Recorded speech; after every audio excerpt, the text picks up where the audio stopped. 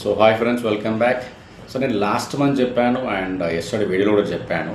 So subject నేర్చుకుంటేనే మనం ప్రాఫిటబుల్గా ఉండడానికి ఎక్కువగా ఛాన్సెస్ ఉంటాయని చెప్పేసి.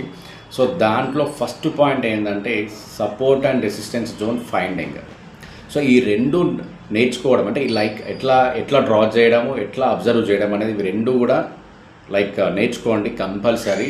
ఇట్ విల్ బీ మీకు ఎట్లా అంటే ఆల్మోస్ట్ 90% ఆఫ్ మీ ట్రేడ్స్ ప్రాఫిటబుల్గా ఉంటాయి definitely. And resistance zone break అయితే ఎక్కడి వరకు వెళ్ళే ఛాన్స్ ఉంటుంది, అండ్ సపోర్ట్ జోన్ బ్రేక్ అయితే ఎక్కడి వరకు వెళ్ళే ఛాన్స్ ఉంటుంది అనేది నేర్చుకోండి. డెఫినెట్లీ మీకు 95% ఆఫ్ మీ ట్రేడ్స్ చాలా ప్రాఫిటబుల్గా ఉండే ఛాన్స్ ఎక్కువ ఉంటుంది.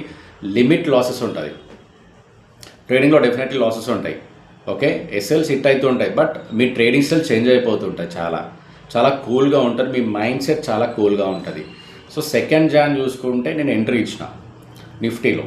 ఓకే, సో ఒక ప్రాపర్ రెసిస్టెన్స్ బ్రేక్ అయినప్పుడు 125 దగ్గర ఎంట్రీ తీసుకున్నా, ఇట్ గాన్ టు 200 అట్లా వెళ్ళింది. మ్యాక్సిమం పీపుల్ లైవ్లో ఉన్నారు, మీకు కింద వీడియోలో చూడొచ్చు. బట్ ఒకరు గుర్తుపెట్టుకోండి, ఎందుకు ఇచ్చాను అంటే ఒక ప్రాపర్ రెసిస్టెన్స్ అనేది బ్రేక్ అయింది. ఓకే, మళ్ళీ ఎక్కడి వరకు ఆల్ టైమ్ హై వరకు మళ్ళీ రెసిస్టెన్స్ ఉంది అంటే అక్కడ టార్గెట్ పెట్టుకున్నాము. సో ఇది మీకు జోన్స్ చాలా క్లియర్గా ఉంది అంటే మీకు అర్థమైందని అంటే మీరు గోల్డ్ వెళ్ళినా, క్రిప్టో వెళ్ళినా, ఫారెక్స్ కానీ, కరెన్సీ పేరు ఇండియన్ మార్కెట్లో కానీ you will be very successful. Okay, thank you.